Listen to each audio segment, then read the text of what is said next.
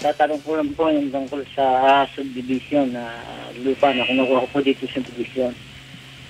3 years to pay po ang terms na kinuha ko. Ngayon po, nakakahulog na po ako ng 2 taon na nahinto po ako ng paghuhulog kasi po na nakasangla po yung title. Nakita po na nakasangla yung binibili namin. Eh ngayon po, hindi na ako naghuhulog. Naidemanda po ako ng developer. Pagkaraan po ng 3 buwan na hindi ako naghuhulog, yun po kasi nakalagay sa kontrata na idemanda po ako. Ngayon po, nung maidemanda ako, na-dismiss po yung demanda. Lack of jurisdiction daw po.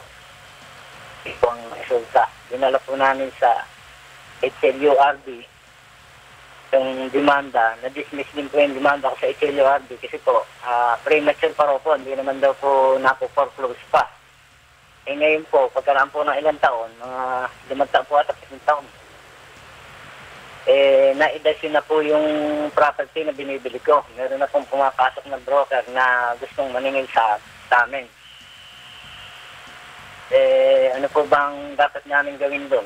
Nasa housing po kasi yung social housing po kasi yung naidasyon yung yung pong lupa. Tate Enrique, anong balak ba ho ninyo? Ibenta yung lupa na titulado na sa pangalan po ninyo? Hindi po naman titulado pa sa pangalan namin eh. Na-idasyon nga po nung na-idasyon po nung developer yung lupang binibili namin. Okay. At hindi pa nata-transfer yung titulo sa inyo? Hindi pa po. Ngayon po, naibayad na nga po, sinambayad na nga po niya sa National Home Mortgage po. So, kayo ba ay fully paid na po sa binibili po ninyo? Hindi pa po. Meron pa po akong kulang na konti. Kaya lang po, tanong nga po kami maghuhulog sa kanya, sinambayad na po niya yung property. Kailangan po kayo mismo ang maghabla laban sa kanya sa HLURB. Para at least maprotektahan po ninyo yung inyong karapatan.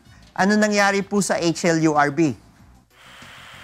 Dinismiss nga po yung demanda namin dahil sabi nga po niya, sabi po ng HLURB, premature daw po, hindi pa naman daw po na foreclose. Ngayon po, nabalitaan namin ngayon nga po, pinuntahan namin yung nilipat na po sa social housing ng National Home Mortgage yung title. Na-idasyon and pago na raw po. Na-idasyon and pago po. Yun po ang sabi sa amin ng social housing. Hindi po ninyong gawin, pumunta muna kayo sa National Home Mortgage, no? Malaman po ninyo kung yung mga karapatan po pa rin po ninyo ay protektado rin. Dahil kung ang naging negosasyon, dahil hindi po natin alam kung ano naging negosasyon ng yung may-ari ng lupa at National Home Mortgage, kung yung mga naunang nakabili, no, at naghuhulugan ng bayad sa kanya, ang karapatan ba nila ay protektado at hindi mawawala? Yun ang kailangan ninyo malaman. Ngayon, kung sasabihin ng National Home Mortgage, no, kumuha kayo po ng kasulatan.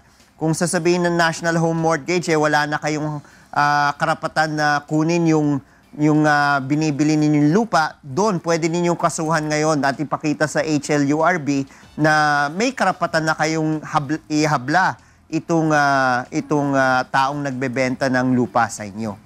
So, ang